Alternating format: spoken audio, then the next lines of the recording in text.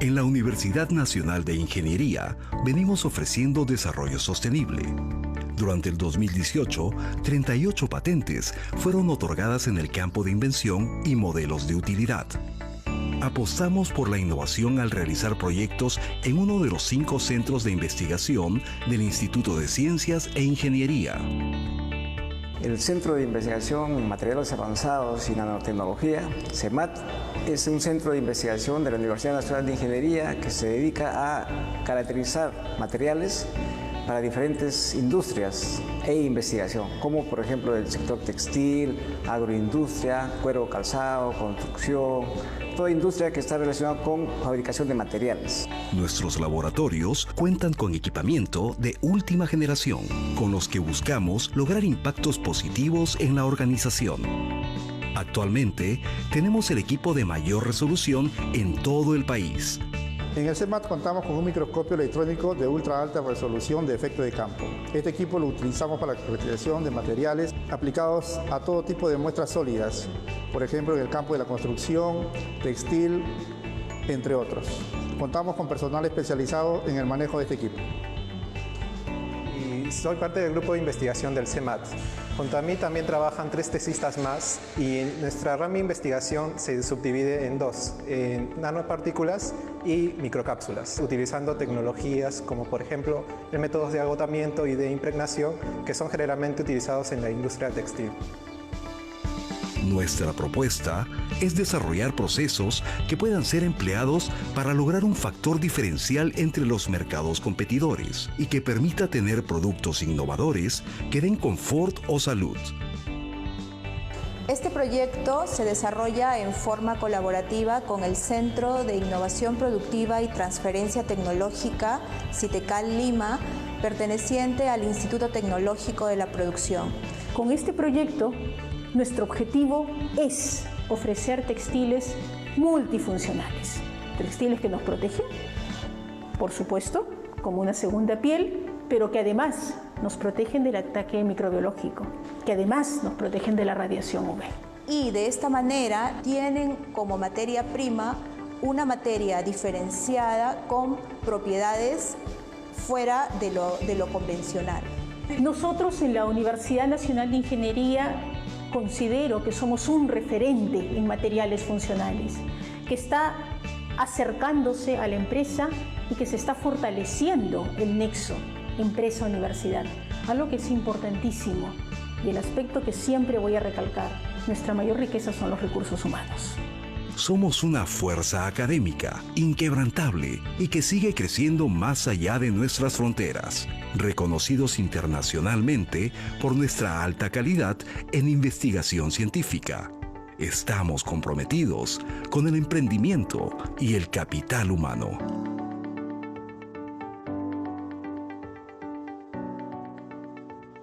Bien, luego de esa introducción voy a presentar el trabajo que es justamente indumentaria con protección al COVID-19 usando textiles funcionalizados con nanopartículas. Como ustedes han visto, este proyecto de tratar con textiles funcionalizados no es de este año, sino que tenemos ya 10 años trabajando en el tema. Hemos hecho diferentes desarrollos, tenemos una patente que nos han aprobado.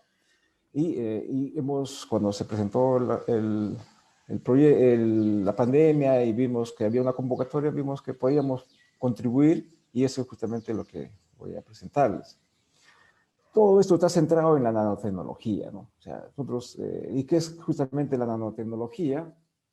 Es el control de la materia con dimensiones entre 1 y 100 nanómetros, donde ocurren fenómenos únicos que permiten aplicaciones novedosas. Y justamente en la industria textil, es una de las industrias que usa mucho esta nanotecnología, y justamente debido a que le añade nuevas funcionalidades, pero no altera la flexibilidad y confortabilidad que se espera de un textil, ¿no? Para mantener estas características, y por eso que la nanotecnología tiene un gran impacto en esta industria. Entonces, nosotros comenzamos antes a sintetizar nanopartículas, ¿no? Nosotros necesitamos por 2 técnicas químicas, partiendo de las sales. Y después de varios intentos, nos quedamos con dos materiales, con zinc y cobre, debido a que justamente somos el segundo productor del mundo de estos materiales, de este material. Entonces, vamos a ver si podemos tener un producto con valor agregado usando estos materiales. Entonces, usando justamente una sal, son sales con acetato de zinc o nitrato de zinc, o acetato de cobre o sulfato de cobre, podemos sintetizar, ¿no? Un medio químico, una precipitación a determinada temperatura, se obtiene justamente el óxido de zinc o el óxido de cobre. Entonces, nosotros hemos hecho con varias sales, como en este caso tenemos aquí, en esta parte tenemos aquí tenemos, este es el óxido de cobre producido a partir de acetato, y este es a partir de sulfato. Entonces vemos de que hay unas diferencias. A partir de acetato es bastante limpio, pero con sulfato todavía tenemos algunas impurezas que después hemos mejorado, ¿no?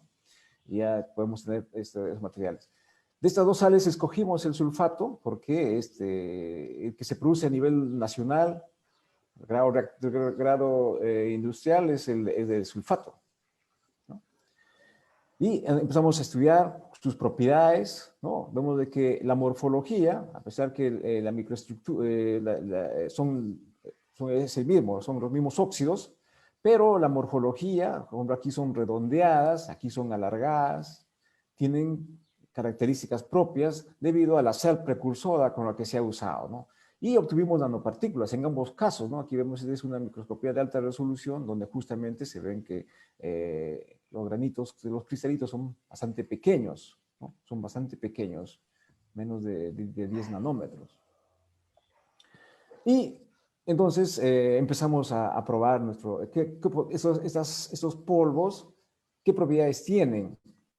Y desarrollamos un proyecto con la Universidad Cayetano Heredia, usando cepas intrahospitalarias, salvajes, ¿no? Una estudiante de biología lo que hizo fue ingresó a UCI y realizó hisopado de diferentes partes, de superficies, de las manijas, de varios artículos que se encuentran en UCI, y empezó a analizar qué bacterias existen, ¿no? Y encontró que estas 4 bacterias eran las más comunes, ¿no? Staphylococcus epidermis, Aerococcus viridans, Bacterium anthropi y Micrococcus lilae, y probamos justamente, esta es la propiedad antimicrobiana del polvo, y vemos que es efectivo para estas 3 cepas intrahospitalarias. Funcionó bastante bien. Entonces,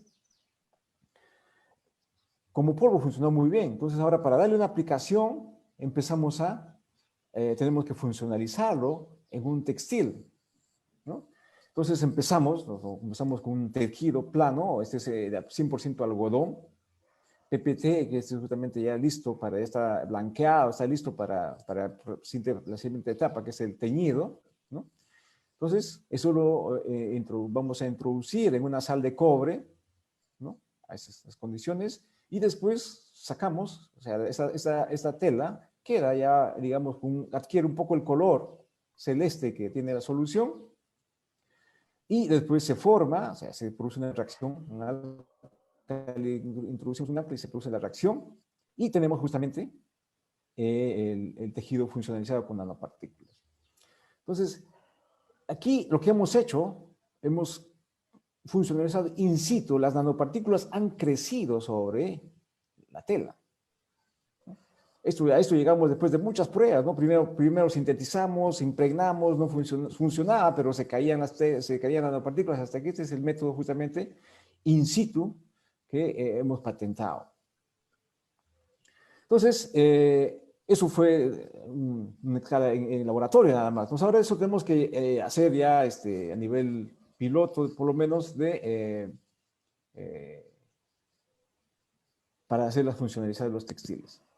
Entonces, la industria textil usa 2 equipos o 2 métodos para teñir una tela, ¿no? Una tela. Entonces, una de ellas es justamente impregnación. Aquí vemos el método de impregnación, es un método continuo. Vamos. Entonces, aquí la tela está enrollada, entonces sale la tela y pasa por una bandeja donde está una solución. Puede estar normalmente está el colorante. Entonces, pasa por el colorante. Entonces, justamente le dicen el pick-up, o sea, cuánto absorbe este colorante. Y después pasa por unos rodillos, ¿no? Que es donde se hace una presión más o menos de dos atmósferas. Todo, o sea, la solución extra que se ha quedado en la tela se sale y queda, por eso se queda impregnada, ¿no? Y después de esto tiene un proceso térmico para la fijación, ¿no? Entonces, y ese es el equipo, es un equipo que hemos adquirido en nuestro laboratorio. Tenemos un equipo piloto, se escala al laboratorio, donde justamente aquí abajo se tiene la bandeja, y aquí están los rodillos. Nosotros podemos el control, podemos controlar la velocidad, podemos controlar la presión, varios parámetros que podemos controlar para tener justamente la impregnación. Otra técnica es la de agotamiento, ¿no? La técnica de agotamiento, nosotros tenemos acá un recipiente donde colocamos la tela, nuevamente blanca, y esta, después de un tiempo, aquí va a quedar coloreada, ¿no? Esta es la técnica de agotamiento, ¿no? Por el proceso de difusión, y el colorante llega y se llega a la tela, ¿no? Entonces, eso se hace en un equipo. Este es un equipo de agotamiento de escala de laboratorio, pequeño, donde se tienen justamente aquí estos recipientes, donde justamente aquí se coloca el colorante y se coloca la tela. Pequeños pedazos de tela, nada más, ¿no? Estamos hablando de 1, 2, hasta 3 gramos de tela, ¿no? Y este sistema gira y tiene rampa de temperatura, ¿no? Para que se produzca la reacción y todo eso. Entonces, estos son equipos de laboratorio que se usan, el mismo método se usa a nivel industrial, ¿no? Solamente que órdenes de magnitud, ¿no? Muy grandes, ¿no? Entonces, esas dos técnicas justamente la que hemos utilizado, ¿no? Para funcionalizar los textiles. Entonces, aquí tenemos, este es por el método de agotamiento, ¿no? Aquí tenemos esta es la fibra, ¿no? Esto publicamos este año, nuestros resultados. Esta es la fibra de algodón, aquí no hay nada, está limpia, está lisa, está limpia. Y después, ¿no? Ya cuando hemos impregnado, aquí tenemos justamente esto lo que está blanquito, aquí son justamente las nanopartículas de óxido de cobre que se han distribuido, ¿no? A lo largo en toda la fibra, ¿no? Una cantidad.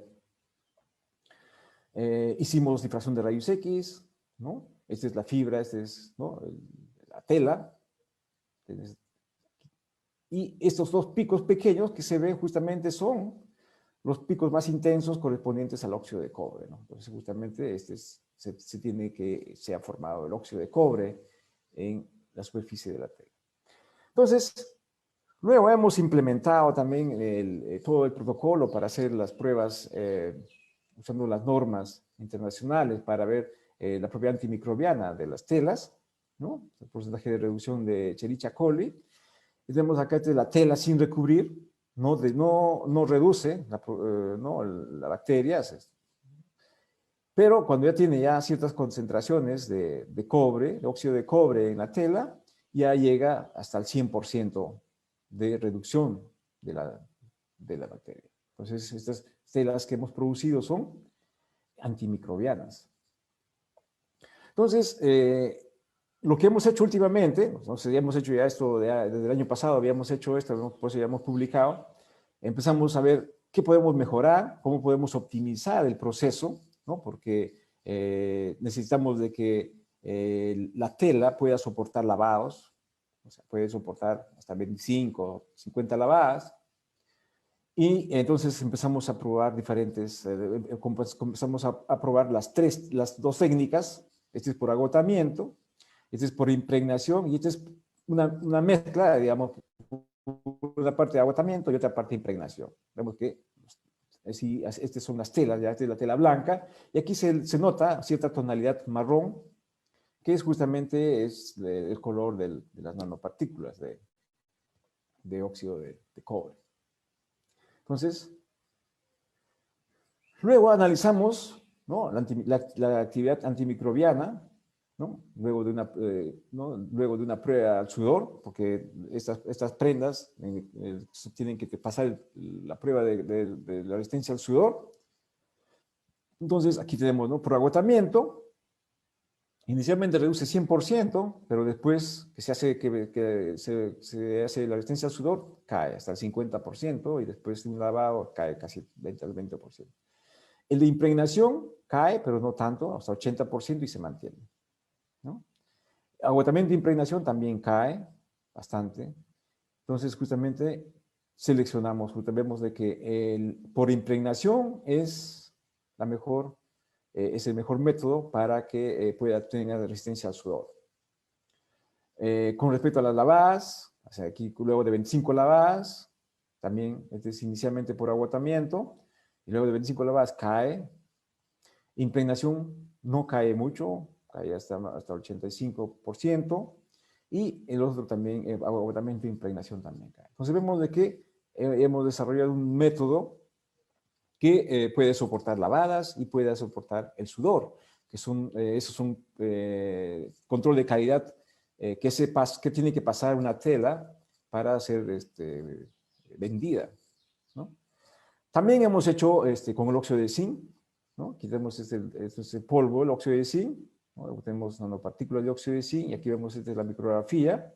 Son partículas grandes, es una micra, pero están aglomeradas. Las nanopartículas están aglomeradas, formando una estrella, más o menos, ¿no? De esta forma. Aquí también logramos impregnar sobre fibras de algodón. Aquí vemos justamente los aglomerados, estos son justamente el óxido de zinc. Hemos hecho difracción de rayos X. Nuevamente, tenemos justamente los 3 picos característicos correspondientes al óxido de zinc. Y en este caso, el óxido de zinc también tiene otra aplicación importante, que es justamente el UPF. El UPF es justamente la protección al UV que tenga el textil. Ahora que tenemos mucha conciencia acerca de la radiación UV y que uno tiene que protegerse, y justamente la prenda es un candidato ideal para protegernos, si es que tiene, porque vemos de que aquí, por ejemplo, esta es una tela cualquiera, no tiene una protección. Aquí vemos de entre 15 y 25 tiene buena protección, bloquea la radiación del 93 al 95, y si tiene UPF de 25 a 39 es muy buena, bloquea del 96 al 97, y si tiene de 40 a 50 o más de 50, excelente, mayor a 97.5. Entonces lo ideal es tener prendas que tengan una protección excelente. Entonces, por eso aquí está la línea mínima. Entonces vemos diferentes concentraciones de óxido de zinc y vemos de que justamente podemos tener grandes protecciones, y lo que hemos hecho es, después de 20 lavadas, ¿no?, aquí se cae, aquí también se cae, pero por encima, están por encima de los 50. Entonces estas prendas pueden ser reutilizables y usarse como una prenda de protección. Y también es antimicrobiano. Esto, por ejemplo, después de las 25 lavadas, todavía se tienen las nanopartículas sobre la fibra de algodón, ¿no? Entonces, en marzo, este año salió un artículo sobre justamente donde estudian aerosoles con el virus del SARS-CoV-2 sobre 4 superficies, ¿no? Aquí vemos de que sobre cobre, sobre cartón, sobre acero inoxidable y sobre plástico. Y observan, ¿no?, observan cuántos virus están activos todavía. Entonces vemos de que, y eso va decayendo. Justamente, en el caso del cobre, pueden estar hasta 4 horas, ¿no? Después de 4 horas ya todos están inactivos. Ya. en el cartón pueden ser hasta más de 12 horas, ¿no? Inclusive hasta que 24 horas, ¿no? Puede haber todavía virus que están activos. En el acero inoxidable, 72 horas, 3 días todavía. Y en el plástico también 3 días pueden estar todavía activo el virus. Y esto justamente entonces nos dio, entonces, ¿por qué no usamos nuestras nanopartículas, ¿no? De óxido de cobre y ver qué pasa si es que pueden producir ese efecto? La EPA ha registrado unas 300 aleaciones de cobre, antimicrobiano, mecanismo de cobre. El mecanismo básicamente por el cobre más, el cobre 0 y el cobre más 2. ¿No? Aquí tenemos, este es el cobre, aquí tienes la proteína, el virus, aquí tenemos el ADN, la bacteria, una célula, aquí también tenemos y justamente el responsable de todo esto es el estrés oxidativo, ¿no? Se van a producir estrés oxidativo, el cobre más con con H2O2, cobre justamente, y aquí estos dos justamente son los que van a producir estrés oxidativo, ingresan y van a producir daños en el ADN, van a producir y van a matar el virus. Entonces, nosotros queremos saber qué estado de oxidación está en la tela. Hicimos una técnica que hacemos XPS, es una técnica que no hay en el país, lo mandamos al extranjero, y nos hicieron, donde justamente se ven los estados de oxidación en la superficie, ¿no? Aquí tenemos carbono, oxígeno y cobre, ¿no? Entonces, por la fibra, oxígeno. Y al analizar este pico, encontramos justamente los estados de oxidación del cobre. Y nos dimos con la gran sorpresa de que teníamos el cobre más 2, que es el óxido de cobre, pero también tenemos una gran cantidad de cobre más, que es el cobre 2O, ¿no? Y también un poco de hidróxido de cobre. Y justamente estos dos son, entonces justamente los responsables de que tengan esa protección, puedan ellos dañar, matar, inactivar el virus o las bacterias, ¿no? Entonces, con esos resultados, ¿no? Y también hemos enviado muestras a Brasil. Lastimosamente todavía no tenemos un resultado preliminar en el que las telas que hemos enviado inactivan completamente el SARS-CoV-2, pero no sabemos por qué. También la tela blanca, sin óxido de cobre, también tiene el mismo efecto. Entonces, es un resultado contradictorio. Y van a tener que hacer otra prueba, tienen que hacer otra prueba, solamente que nos está demorando bastante porque esas pruebas se tienen que hacer en un laboratorio de biotecnología, nivel 4, de seguridad, y en el país no hay, solamente tenemos nivel 3. Entonces dependemos mucho de la cooperación internacional que tengamos y esperamos que se confirme, ¿no? Han habido reportes de otros casos en que también ya inactiva el SARS-CoV-2. Y es por eso que hay dos empresas, y Alpesa y Tejidos San Jacinto, que nos han brindado facilidades de las empresas para hacer ya el escalamiento. Ya hemos hecho escalamiento, ¿no? Aquí hemos hecho pruebas de laboratorio, ¿no? Hemos tenido que resolver problemas técnicos. Nosotros en el laboratorio usamos agua destilada, en la industria no usan agua destilada, es muy cara, usan agua blanda y otras cosas más. Y hemos ido resolviendo y hasta que aquí hemos hecho varias pruebas con diferentes condiciones, hasta que llegamos a lo último que tenemos, que es justamente el escalamiento de las telas funcionalizadas, ¿no? Aquí vemos, este de acá es la tela ya, se han producido 300 metros de tela en un proceso continuo. Este es un proceso continuo. Esta es ya la parte final, nada más están viendo acá. Justamente acá está Carmen Uribe, Clene Villalba y la ingeniera Concepción de Tejidos San Jacinto, justamente la que han realizado esta prueba, que estamos ahorita en pleno caracterización para ya validar. Entonces, todo eso ha sido gracias a que tenemos un grupo multidisciplinario, trabajamos con la doctora Mónica Gómez, que es química, La ingeniera Carmen Uribe es ingeniera química, pero tiene mucha experiencia en la industria textil, trabaja en la industria textil. La magíster Esmeralda Romana, ella es ingeniera textil, ahorita está haciendo su doctorado en física. Y la bachiller Crene Villalba, que justamente ha terminado su tesis de grado, de título de ingeniero.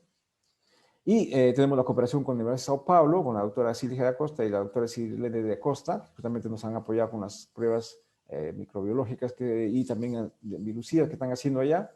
Y gracias al financiamiento de Concitec para llevar adelante este proyecto. Bien, muchas gracias.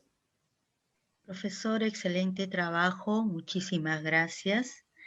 Hay una pregunta aquí que dice, ¿qué fenómeno pasa entre los valores 1,2, dice, y 30 en el gráfico de porcentaje de reducción de Escherichia coli que mostró?